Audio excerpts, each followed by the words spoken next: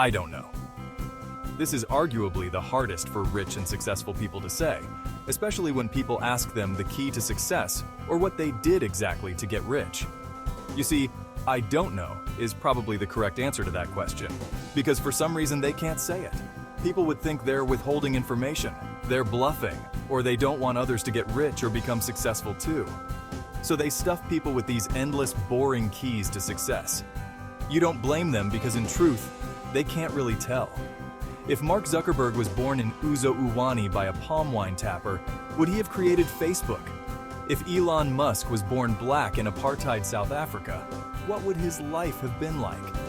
Bill Gates' dad was a woodcutter, but a very wealthy one that could easily afford hundreds of thousands of dollars to fund his dream. Warren Buffett already started investing as an 11 years old with $114, equivalent of $2,256 today. Even some of you at 45 have never touched $1,000. You see, Amazon exists because Jeff Bezos' parents could afford to dash him $300,000. That's about 500 million naira today in Nigeria. That's like the 8 years' salary of a top-level civil servant in America before tax, that someone's parents just gave him to support his dreams. Some of you, sorry to say, if they sum all the money in from the third generation before you till this day, it does not reach 500 million naira. And some of you, if you have just someone that can gift you 50 million naira, poverty will never cross your kindred again. In the success stories of successful people, they always love to forget that deciding factor that they really had no control over.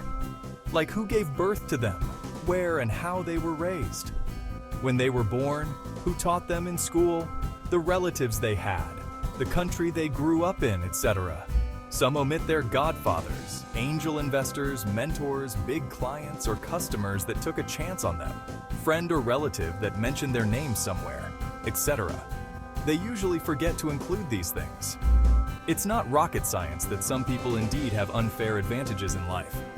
Like my friend Ezubu Okike eats whatever he likes, drinks whatever he likes, yet he remains slim. Then you have me that haven't tasted beer or soda in 5 years, stays away from anything baked with sugar or butter, doesn't eat swallow, exercises regularly, yet my GP tank smiles at me every morning. If he decides to open a fitness business and dish out advices and tips to lose weight, people would buy his products and stress themselves to death to look like him.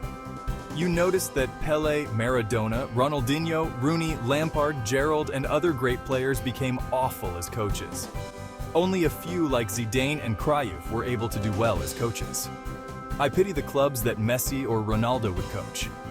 It is because, in truth, these people just don't know how they were able to do great things. They just know that they do. This doesn't mean they don't work hard and follow all the principles they teach. It is that there are also 1,001 other people doing same thing with no results at all. It appears the system was rigged. It appears some people were unduly favored or graced or lucky or fortunate. It might be in fact true. But another thing that is true is that you don't know whether you are one of them or not. The only way we will know that is when you finally die and you aren't successful.